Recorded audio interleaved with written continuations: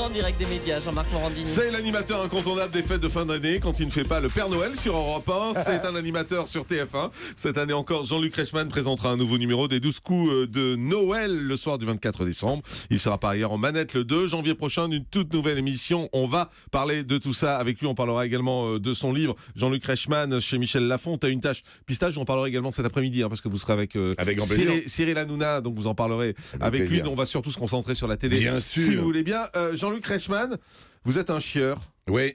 Insupportable. Oui. Mais ça va pas. Non, c'est vrai. Non, mais si, c'est vrai, je l'ai dit dans le bouquin, donc c'est pour ça qu'il dit ça. non, si, je suis un chieur dans le boulot, mais vous aussi, vous êtes quasiment pire que moi. Non, mais si, vous ne lâchez rien. D'ailleurs, je crois que je vais vous employer sur Mattei, parce que ce que vous avez fait à la radio, je trouve ça extraordinaire. Pour le gamin qui en avait besoin, je trouve ça extraordinaire. Ouais. Donc, vous voyez, de Matteo à Mattei, comme ça, vous suivrez toutes les enquêtes. En plus, ce qui s'est passé là, dans Crime, je trouve ça extraordinaire. Donc, je vais vous embaucher pour écrire les textes de Mattei Morandini. Bonne idée. Non, mais sérieusement, c'est vrai que c'est assez étonnant de voir un animateur qui révèle ça dans son bouquin. Vous dites, c'est vrai que je pense que dans le boulot, je suis un vrai chieur, ce qui peut finir par être insupportable. Côté coulisses, c'est de ma faute. La recherche permanente du perfectionnisme. Ouais, mais c'est ça, c'est qu'il faut aller toujours plus loin. Vous savez, les téléspectateurs, à un moment donné, on ne sait pas ce qu'ils veulent, mais on ne sait pas ce qu'ils veulent. En revanche, ils veulent être bien sur un programme qui leur plaît.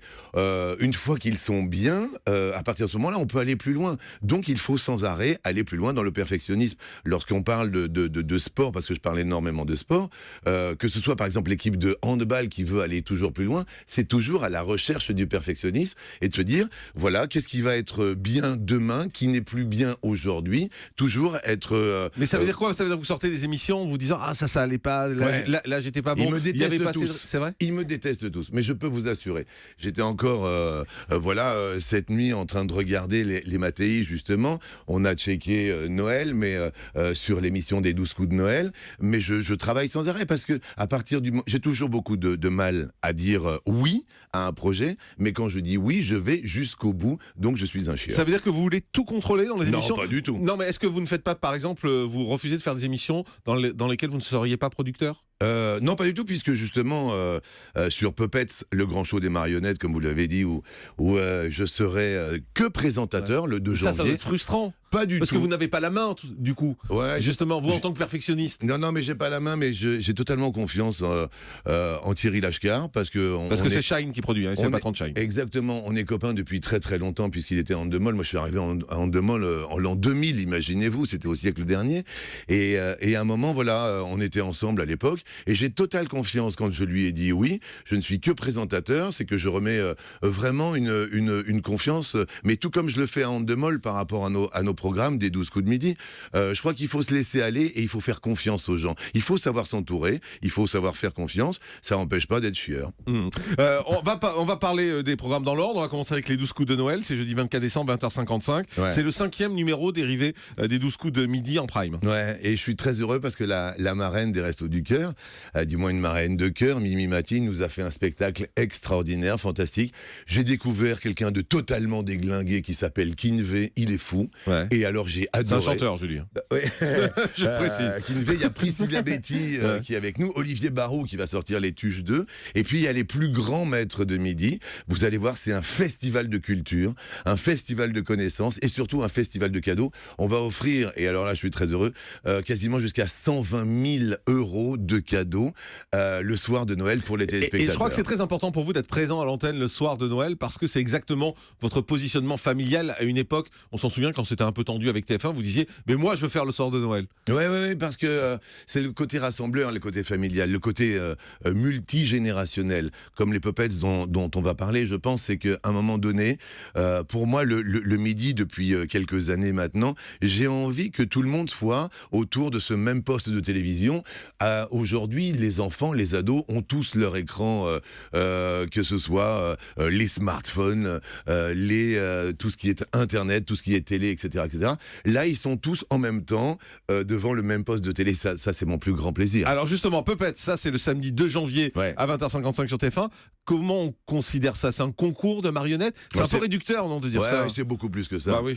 Je me suis laissé avoir, en fait. Je savais pas où j'allais. Et je me suis dit, tiens, on va faire quelque chose ensemble avec Shine. Et je me suis laissé guider. Et il faut oublier tout ce qu'on connaît sur les marionnettes. Vous savez, j'ai travaillé pendant 10 ans avec les Guignols, et même plus de 10 ans d'ailleurs. Et c'était vraiment le côté marionnette, le côté doublage qui me plaisait. Et là, il y a des univers de poésie. Il y a des professionnels très peu. Il y a des gens qui viennent et qui font et qui sont sur les routes en France et qui ont décidé à un moment donné de venir avec leurs marionnettes. Il y a les marionnettes du territoire de Belfort. Ils arrivent, ce sont 3 générations, Jean-Marc. Il y a les petits-enfants, les enfants et les parents qui viennent faire des shows fantastiques. C'est-à-dire qu'effectivement, c'est un concours. Il y a 15 000 € à la clé pour les aider à démarrer. Mais qui plus est, il y a un vrai spectacle, mais très émouvant, mais empreint de poésie. Vous verrez ça, parce que j'espère que vous serez revenu de Miami, le 2. Oui, vous serez je serai dans l'avion. Je vous, Pour tout vous dire. je vous passerai une cassette VHS. Exactement. Et à un moment donné, vous verrez que ça, c'est un vrai spectacle rassembleur, et puis qui est empreint d'une poésie extraordinaire. Et vous aurez une co-animatrice. Oui. Enfin, une co-animatrice Ouais. qui va pas vous emmerder. Mais non, mais C'est une marionnette. à chaque fois vous me dites est-ce que vous avez déjà pensé à co-animer? Ouais. J'ai dit non, bon, c'est pas. Et là, c'est une marionnette, elle s'appelle Miss Easy. Je l'adore. Vous allez voir, ça va être une grande surprise pour les enfants et même pour les adultes. Voilà, il y a une très très belle complicité entre elle et moi. Juste un mot, parce que vous avez évoqué les Guignols. Vous savez que ça a beaucoup fait parler les Guignols. Vous avez Ouais. vu la nouvelle Non, j'ai formule pas vu encore. depuis lundi? Vous avez pas eu le temps de Je voir? suis en tournage en ce moment beaucoup. Vous avez pensé quoi de tout ce qui s'est passé autour des Guignols Moi, ces j'étais dernières super semaines? triste parce que c'est un petit peu ma famille de cœur aussi.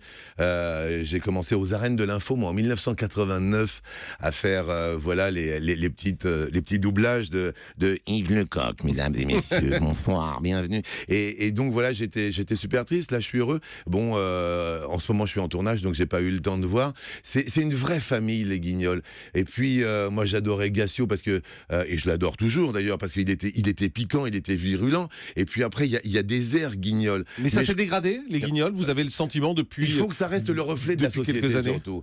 Il n'y a pas une question de dégrader, il faut que ça reste le reflet de la société.